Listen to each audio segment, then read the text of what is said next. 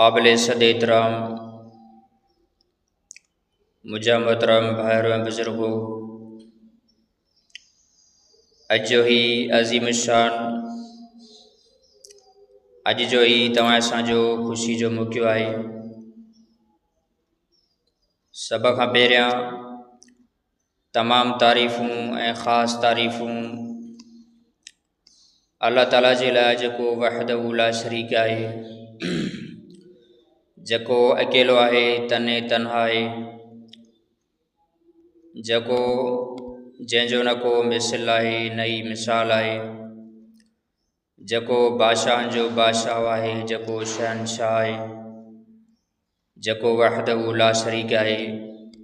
उन अल्लाह जी ज़ात जे लाइ तारीफ़ हुजे, दुरूद ऐं सलाम हुजे तव्हां असांजे नबी महबूब नबी इमामुल अंबिया ख़तीबुल अंबिया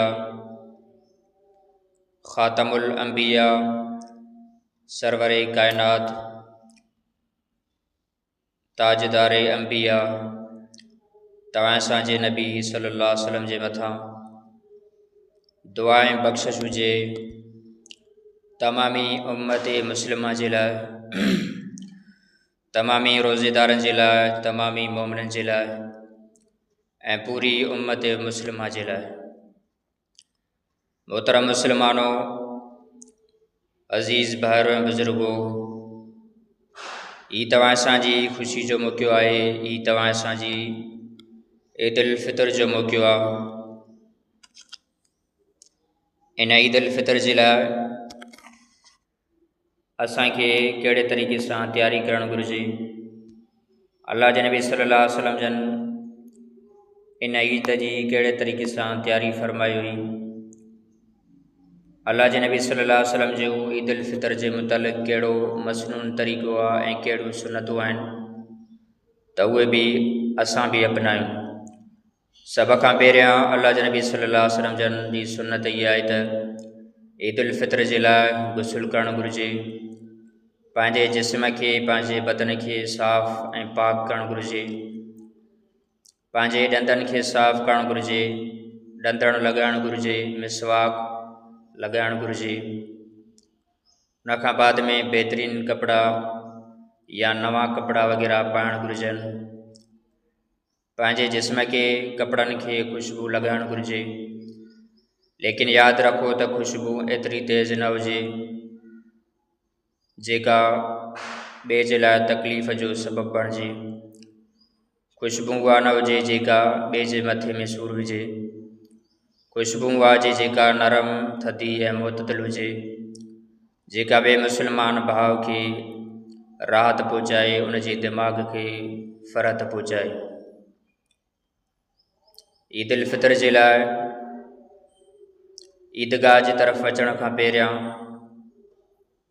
कान का शइ खाइणु सुनत आहे। अल्लाह जे नबी सल्लल्लाहु अलैहि वसल्लम जन ईदगाह जी तरफ़ बाद में ईंदा, लेकिन उन खां पहिरियां खारकूं खाई ईंदा 21 जे अदद में, यानी 1 खारक या 3 खारका या 5 खारका, मतिलबु त 21 अदद में खारक खाइणु सुनत आहे, या इन खां अलावा ॿी का शइ खाई अचणु सुनत आहे। ईद उल फितर जे मौक़े ते ईद उल अज़हा जे अंदरि काई बि शइ न खाइणु सुनत आहे। ईद उल फितर में पहिरियां कान का शइ खाई अचणु सुनत आहे। उन खां बाद में जॾहिं ईदगाह जी तरफ़ रवानो थिए त हिक साइड खां अचे, रस्ते जे हिक तरफ़ खां अचे, ऐं जॾहिं नमाज़ खां वापसि थिए त रस्ते जे ॿिए तरफ़ खां वञे। इहा बि अल्लाह जे नबी सल्लल्लाहु अलैहि वसल्लम जी सुनत मुबारक आहे। जॾहिं ईदगाह जी तरफ़ अचे त अचण वक़्तु उन जी ज़बान जे मथां तकबीरात हुजनि, तकबीर हुजे, अल्लाह ताला जी वॾाई हुजे, अल्लाह ताला जी किबरियाई ज़बान जे मथां हुजे, यानी कि अल्लाहु अकबर ला इलाहा इल्लल्लाह वल्लाहु अकबर वलिल्लाहिल हम्द। मोहतरम मुस्लमानो,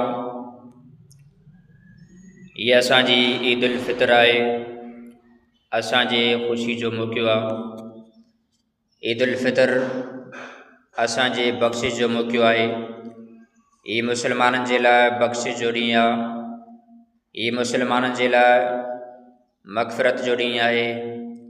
ई रोज़ेदारनि जे लाइ बख़्शिश जो ॾींहुं आहे। अॼु जो ही ॾींहुं रोज़ेदारनि जे लाइ इनामनि जो ॾींहुं आहे। अल्लाह ताला जी तरफ़ खां नवाज़िशनि ऐं इकरामनि जो ॾींहुं आहे। ईद उल फितर जो ॾींहुं अल्लाह ताला खे राज़ी करण जो ॾींहुं आहे ऐं अल्लाह ताला जो असांखे राज़ी करण जो ॾींहुं आहे। अॼु जो ॾींहुं अल्लाह ताला जो पंहिंजे बंदनि सां राज़ी थियण जो ॾींहुं आहे। ईद उल फितर जो ॾींहुं ईद जो ॾींहुं नवनि कपिड़नि ऐं बहितरीनु कपिड़नि पाइण जो ॾींहुं आहे। अॼु जो ॾींहुं ख़ुशबू लॻाइण जो ॾींहुं आहे। अॼु जो ही ॾींहुं अल्लाह ताला जो सजदो अदा करण जो ॾींहुं आहे। शुक्राने जे सजदे अदा करण जो ॾींहुं आहे। अॼु जो ही ॾींहुं इबादत जो ॾींहुं आहे। ईद उल फितर जो ख़ुशी जो ॾियारो आहे। अॼु जो ही ॾींहुं ॿियनि खे माफ़ु करण जो ॾींहुं आहे। पंहिंजनि ऐं परावनि खे माफ़ु करण जो मौक़ो आहे। अॼु जो ही ॾींहुं पंहिंजे दिलि खे साफ़ु करण जो ॾींहुं आहे। पंहिंजे दिलि खे हसद खां साफ़ु करण जो, पंहिंजे दिलि खे कीने ऐं बुग़्ज़ खां साफ़ु करण जो ॾींहुं आहे। मोहतरम मुस्लमानो, इहो ॾींहुं अल्लाह ताला खे राज़ी करण जो ॾींहुं आहे। इन ॾींहं ते असां उहे कम कयूं जंहिंसां अल्लाह ताला असां खां राज़ी थिए। इहो ॾींहुं असांजे ख़ुशी जो मौक़ो आहे। इहो ॾींहुं असांजी इबादत ऐं सजदे जो मौक़ो आहे। हूअं असांजे मथां 5 नमाज़ां फ़र्ज़ु हूंदियूं, लेकिन जॾहिं ख़ुशी जो मौक़ो ईंदो आहे, ईद उल फितर जो मौक़ो ईंदो आहे या ईद उल उज़ा जो मौक़ो ईंदो आहे, त असांजे मथां 6 नमाज़ां फ़र्ज़ु थी वेंदियूं आहिनि। त इन मां इहो मालूम थिए थो त जॾहिं बि ख़ुशी जो मौक़ो हुजे, जॾहिं बि ईद जो मौक़ो हुजे, असांखे अल्लाह ताला खे राज़ी करणु घुरिजे, अल्लाह ताला जी इबादत करणु घुरिजे ऐं अल्लाह ताला जे साम्हूं सजदा रेज़ थियणु घुरिजे। मोहतरम मुस्लमानो, ही ईद जो ॾींहुं अल्लाह ताला खे राज़ी करण जो ॾींहुं आहे। शैतान खे राज़ी करण जो ॾींहुं न आहे।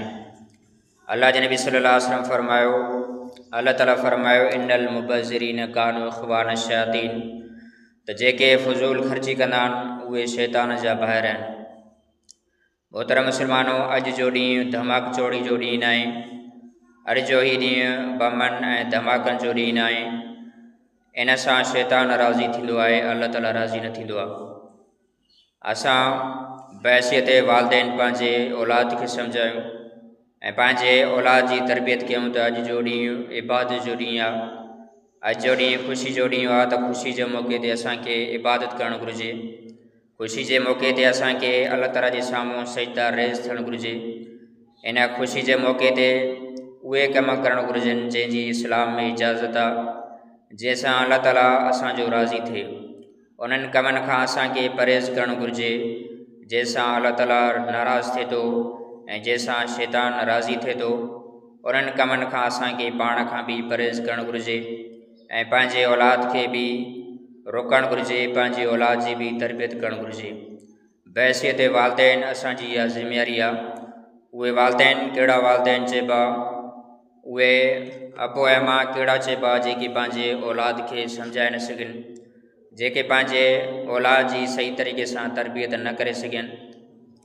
असांखे पंहिंजे औलाद जी सही तरीक़े सां तरबियत करणी पवंदी।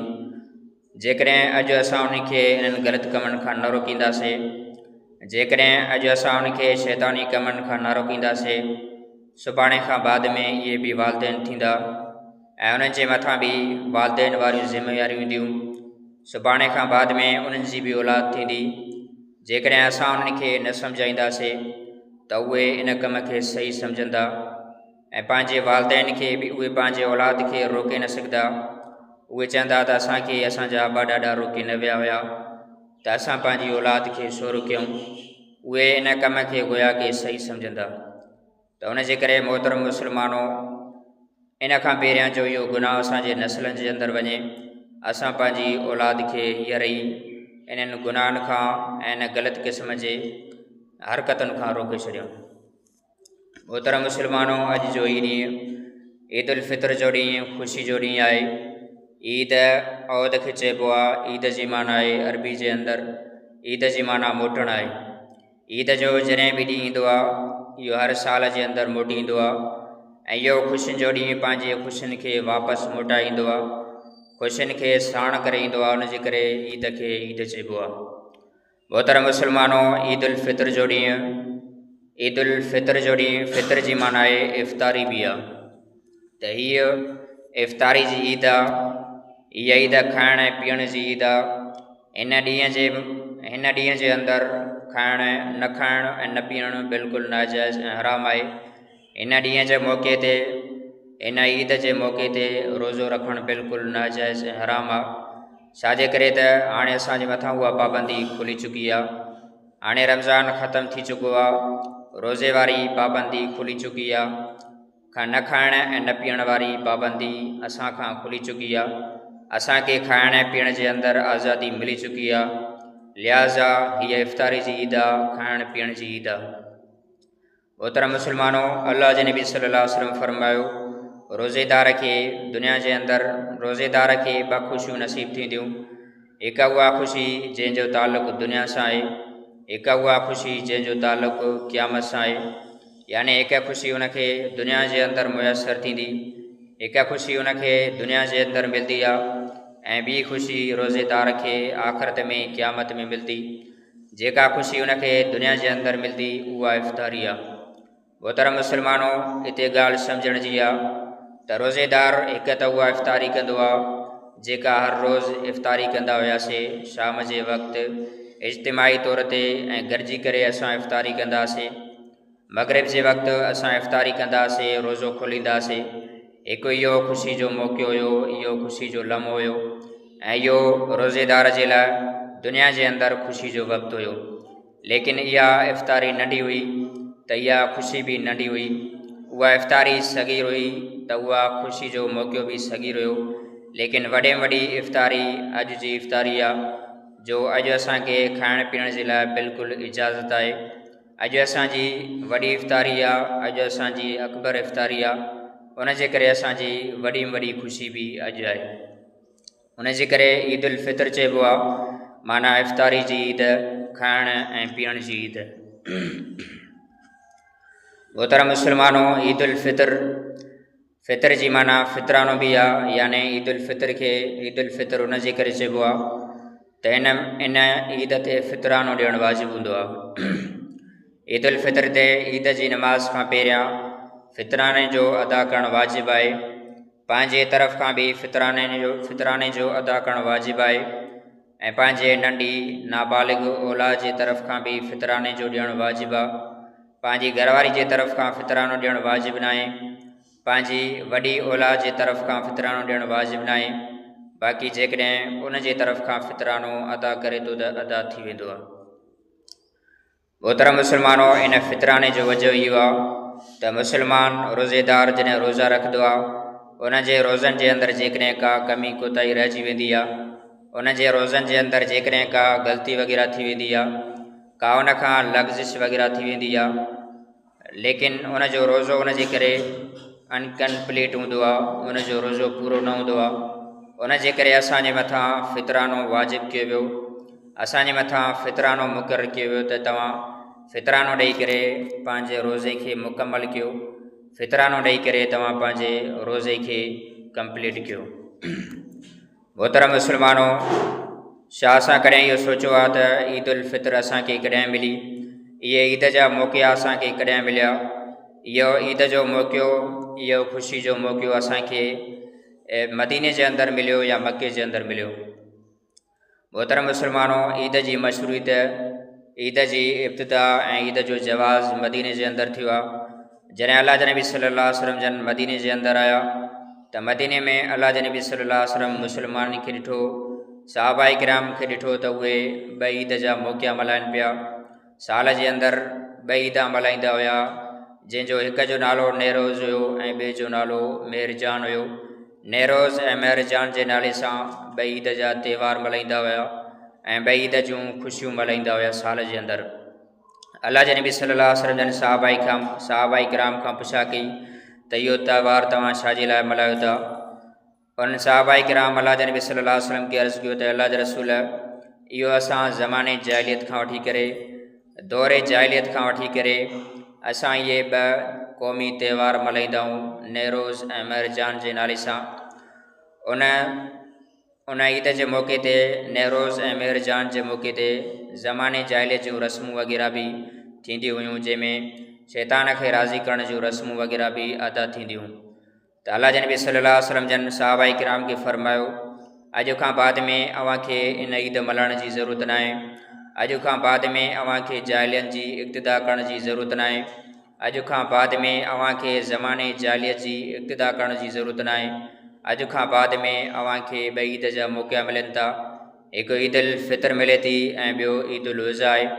अॼु खां बाद में अव्हां साल जे अंदरि सिर्फ़ु ऐं सिर्फ़ु इहे ॿई ईद मल्हाइजो, बाक़ी ज़माने जाहिलियत जी ईदनि जे मल्हाइण जी इजाज़त ई न आहे। मोहतरम मुस्लमानो, असांजो जेको इस्लाम आहे, असांजो इस्लाम मुकमल आहे, असांजो इस्लाम कामिल आहे, जो असांजे इस्लाम में कंहिं ॿिए मज़हब जी त्यौहार मल्हाइण जी बिल्कुलु गुंजाइश न आहे। असांजे इस्लाम में कंहिं काफ़िर जी तरफ़ वाॼण जी बिल्कुलु गुंजाइश न आहे। असांखे इस्लाम पंहिंजो मुकमल मज़हब ॾिनो आहे, मुकमल ज़िंदगी गुज़ारण जो तरीक़ो ॿुधायो आहे ऐं मुकमल ख़ुशियुनि जे मौक़नि खे अंजाम ॾियण जो बि तरीक़ो ॿुधायो आहे। मोहतरम मुस्लमानो, दुनिया जे अंदरि हर क़ौम को न को पंहिंजो ख़ुशी जो ॾींहुं मल्हाईंदी आहे, को न को पंहिंजो क़ौमी या मज़हबी त्यौहार मल्हाईंदी आहे। चाहे उहो यहूदी हुजे या ईसाई हुजे या हिंदू हुजे, हर क़ौम पंहिंजो मज़हबी त्यौहार मल्हाईंदी आहे, जंहिंखे हू पंहिंजे ख़ुशी जो ॾींहुं तसवुरु कंदी आहे। जेकॾहिं ईसाइनि जी ॻाल्हि कजे त ईसाई साल जे अंदरि हिकु ॾींहुं मल्हाईंदा आहिनि, जंहिंखे उहे क्रिसमस डे चवंदा आहिनि ऐं उन जे लाइ उनजो नज़रियो आहे त इन ॾींहं ते हज़रत ईसा अलैहिस्सलाम जी पैदाइश थी आहे। इन ॾींहं ते हज़रत ईसा अलैहिस्सलाम जी विलादत थी आहे। उन जे करे असां इन ॾींहं ते ख़ुशी मल्हाईंदा आहियूं। उन जे करे असां इन ॾींहं ते ख़ुशी जो इज़हार कंदा आहियूं। छाजे करे त इन ॾींहं ते असांजे नबी हज़रत ईसा अलैहिस्सलाम जी विलादत थी आहे। लेकिन मोहतरम मुस्लमानो, इहा विलादत इहो उन्हनि जो नज़रियो आहे त इन ॾींहं ते हज़रत ईसा अलैहिस्सलाम जी विलादत थी आहे, लेकिन हक़ीक़त में तारीख़ में कोई सबूत न आहे। इंजील में, ज़बूर में, क़ुरान में हज़रत ईसा अलैहिस्सलाम जी विलादत जो कोई बि ॾींहुं मुक़ररु न आहे। लेकिन बहरहाल उन्हनि जो नज़रियो आहे त असां इहा क्रिसमस डे वारी जेका ईद मल्हाईंदा आहियूं, हज़रत ईसा अलैहिस्सलाम जी विलादत सां वाबस्ता आहे। ऐं जेकॾहिं यहूदियुनि जी ॻाल्हि कजे त यहूदी बि साल जे अंदरि ईद मल्हाईंदा आहिनि। उन्हनि जो नज़रियो आहे त जंहिं ॾींहुं असां यहूदियुनि खे ऐं हज़रत मूसा अलैहिस्सलाम खे फ़िरौन खां आज़ादी मिली, जंहिं ॾींहुं असांखे आज़ादी मिली ऐं जंहिं ॾींहुं फ़िरौन खे अलाह ताला गर्क कयो नील दरिया जे अंदरि, असां उन ॾींहं ते ईद मल्हाईंदा आहियूं। उहो ॾींहुं असांजे लाइ ख़ुशी जो ॾींहुं आहे, उहो ॾींहुं असांजे लाइ ईद जो ॾींहुं आहे। अहिड़े तरीक़े सां हिंदू बि पंहिंजे ख़ुशी जो इज़हार कंदा आहिनि।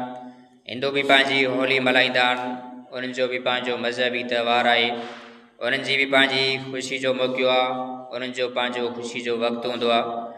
लेकिन मोहतरम मुस्लमानो, तव्हां असांजो जेको त्यौहार आहे, तव्हां असांजो जेको ख़ुशी जो मौक़ो आहे, उन्हनि में ऐं काफ़रनि जे ख़ुशी जे मौक़नि में असांजे ईद में ऐं काफ़रनि जे ईद जे अंदरि ॾींहुं राति जो फ़र्क़ु आहे, ज़मीन ऐं आसमान जो फ़र्क़ु आहे। असां जेका ईद मल्हाईंदा आहियूं, असांजे ईद जे अंदरि अलाह ताला खे राज़ी करण जी कोशिशि कई वेंदी आहे। असांजे ईद जे अंदरि इज्तिमाही इबादत कई वेंदी आहे, अलाह ताला जो सजदो कयो वेंदो आहे। असांजे ईद जे अंदरि असां उहे कम कंदा आहियूं जंहिंसां असांखे सवाबु मिलंदो आहे। असांजे ईद जे अंदरि असां दिलनि खे जुड़ण जी कोशिशि कंदा आहियूं, पंहिंजे मुस्लमान भाउ खे गले मिलाईंदा आहियूं। असांजे ईद जे मौक़े ते इत्तेहाद, इत्तिफ़ाक़ ऐं पूरी उम्मत मुस्लिमा सां गॾिजाणी जो हिकु क़िस्म जो सबक़ु मिलंदो आहे त असां हर मौक़े ते ऐं हर लिहाज़ ते उम्मत मुस्लिमा हिकु आहियूं। असांजे ईद जे मौक़े ते असां नवां कपिड़ा पाईंदा आहियूं, या असां खाईंदा पीअंदा आहियूं, सैर तफ़रीह कंदा आहियूं, या उन खां अलावा जेके बि जाइज़ कमु कंदा आहियूं त असांखे ख़ुशी बि त मिलंदी आहे, लेकिन उन सां गॾोगॾु सवाबु बि मिलंदो आहे। लेकिन काफ़र जेके ईद मल्हाईंदा आहिनि, काफ़र जेको पंहिंजो ख़ुशी जो इज़हार कंदा आहिनि, उन जे अंदरि उहे शैतान खे राज़ी कंदा आहिनि। काफ़र फज़ूल ख़र्ची कंदा आहिनि, काफ़र धमा चौकड़ी मचाईंदा आहिनि, काफ़र पंहिंजे ईद ते शराब जो इज़हार कंदा आहिनि, शराब खे तक़सीम कंदा आहिनि, शराब पींदा आहिनि। काफ़र पंहिंजी ईद जे मौक़े ते बेआई जो इज़हार कंदा आहिनि, मर्द ऐं ज़न जो मेलाप ऐं इख़्तिलात थींदो आहे। काफ़रनि जी ईद जे अंदरि जेके बि कम कया वेंदा आहिनि उहे सरासर शैतान खे राज़ी करण वारा हूंदा आहिनि ऐं अल्लाह ताला खे नाराज़ करण वारा हूंदा आहिनि। त इहो असांजी ईद जे अंदरि ऐं काफ़रनि जे ईद जे अंदरि ॾींहुं ऐं राति जो फ़र्क़ु आहे, ज़मीन ऐं आसमान जो फ़र्क़ु आहे। उनखां अलावा असांजी ईद जे अंदरि ऐं काफ़रनि जे ईद जे अंदरि ॿियो बि फ़र्क़ु आहे जेको तमामु अहम ऐं तमामु बुनियादी फ़र्क़ु आहे। त तव्हां ॿुधो त काफ़रनि जी जेका ईद थींदी आहे, ईसाइनि जी जेका ईद आहे, हज़रत ईसा अलैहिस्सलाम जी विलादत जे मथां उन्हनि जो वाबस्ता आहे। यानी हज़रत ईसा अलैहिस्सलाम जी विलादत थी त उन ॾींहं ते उन्हनि ख़ुशी जो इज़हार कयो। ऐं यहूदियुनि जी ईद उन्हनि जे तारीख़ी वाक़िए सां मिले थी पई। यानी जॾहिं हज़रत मूसा अलैहिस्सलाम खे यहूदियुनि खे आज़ादी मिली त उन ॾींहं खे उन्हनि पंहिंजो ईद जो ॾींहुं क़रार ॾिनो। अहिड़े तरीक़े सां हिंदुनि जो जेको बि मज़हबी त्योहार आहे उहो बि उनजी तारीख़ जे वाक़ियात सां उनजो मुनासिबत आहे। लेकिन असांजी जेकॾहिं ईद तारीख़ सां वाबस्ता हुजे हा, जेकॾहिं असांजी ईद माज़ी सां वाबस्ता हुजे हा त अहिड़े क़िस्म जा हज़ारे वाक़िया, जेकॾहिं असांजी ईद कंहिं विलादत सां वाबस्ता हुजे हा त असांजे लाइ वॾे में वॾे ख़ुशी जो ॾींहुं, वॾे में वॾो ख़ुशी जो मौक़ो अल्लाह जे नबी सल्लल्लाहु अलैहि वसल्लम जी विलादत हुई। जंहिं ॾींहुं अल्लाह जे नबी सल्लल्लाहु अलैहि वसल्लम जी पैदाइश थी, जंहिं ॾींहुं अल्लाह जे नबी सल्लल्लाहु अलैहि वसल्लम जी विलादत थी आहे, उहो ॾींहुं असांजे लाइ वॾे में वॾी ख़ुशी जो मौक़ो आहे। उन ॾींहं ते आसमान जे मथां फ़रिश्तनि बि ख़ुशी जो इज़हार कयो आहे त दुनिया जे अंदरि मुस्लमाननि त पंहिंजी जाइ ते, काफ़रनि जी बि ख़ुशी जो इज़हार कयो आहे।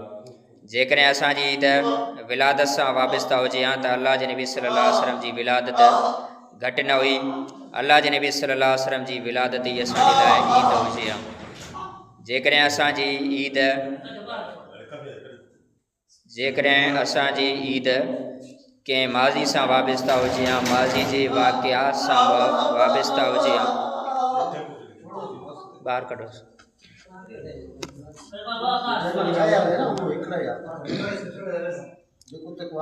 मोहतरम मुस्लमानो, जेकॾहिं असांजी ईद कंहिं माज़ी जे वाक़िए सां मुनासिब हुजे हा त अल्लाह जे नबी सल्लल्लाहु अलैहि वसल्लम जन जॾहिं मदीने जे अंदरि आया, अल्लाह जे नबी सल्लल्लाहु अलैहि वसल्लम जन जॾहिं मदीने जे अंदरि आया त मदीने जा बानी बणिजी विया ऐं मदीने जी रियासत खे अल्लाह जे नबी सल्लल्लाहु अलैहि वसल्लम जन मदीने जा बानी बणिजी विया, मदीने जा हुकुमरान बणिजी विया।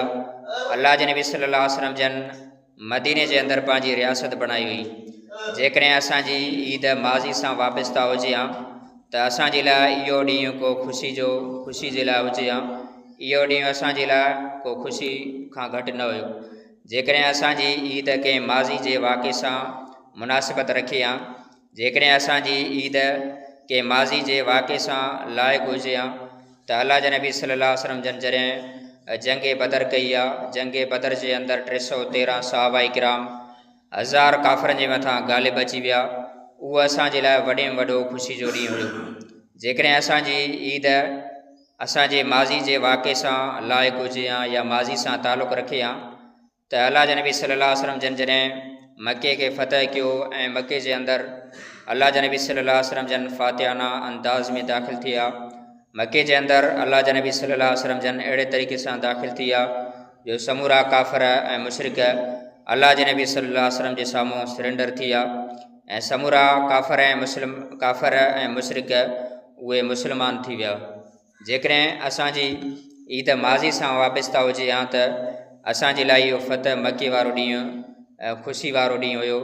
असांजे लाइ इहो बि ईद जो ॾींहुं थी सघे पियो। लेकिन इस्लाम असांजी ईद असांजे मुस्तक़बिल में रखी आहे त तव्हां जॾहिं रमज़ान जा रोज़ा रखो, तव्हां जॾहिं तरावीह पढ़ो, जॾहिं तव्हां रमज़ान जे अंदरि अल्लाह ताला खे राज़ी कयो, जॾहिं तव्हां पंहिंजे रमज़ान जे अंदरि पंहिंजे गुनाहनि जी बख़्शिश घुरो, उन रमज़ान खां बाद में तव्हांजी जॾहिं बख़्शिश थी वञे ऐं तव्हांखे हक़ीक़ी माना जे अंदरि जॾहिं मग़फ़िरत मिली वञे, उन खां बाद में जॾहिं अल्लाह ताला तव्हांजे मथां इनामात जी बारिश करे जॾहिं अल्लाह ताला तव्हांजे गुनाहनि खे बख़्शे छॾे, जॾहिं अल्लाह ताला तव्हांजे मथां पंहिंजी ख़ुशी जो इज़हार करे ऐं अल्लाह ताला तव्हां खां राज़ी थिए त हक़ीक़त में तव्हांजो इहो ईद जो ॾींहुं आहे ऐं हक़ीक़त में तव्हांजो इहो ई ख़ुशी जो ॾींहुं आहे।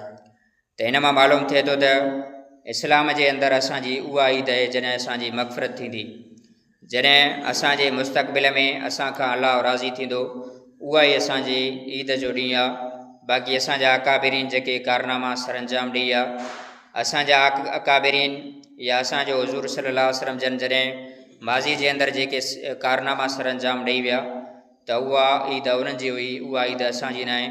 असांजी ईद उहा आहे जॾहिं असां पंहिंजी आख़िरत खे संवारींदासीं। असांजी ईद उहा आहे जॾहिं असां पंहिंजे कुबा खे क़बर ऐं क़यामत खे संवारींदासीं। मोहतरम मुस्लमानो, असां ईअं सम्झंदा आहियूं त शायदि इस्लाम सिर्फ़ु असांजे आख़िरत जो ज़ामिन आहे, असांजी क़बर ऐं क़यामत जो ज़ामिन आहे। असां ईअं सम्झंदा आहियूं त इस्लाम सिर्फ़ु असांखे क़यामत जे अंदरि अज़ाब खां बचाईंदो, जहन्नम खां बचाईंदो, बाहि खां बचाईंदो।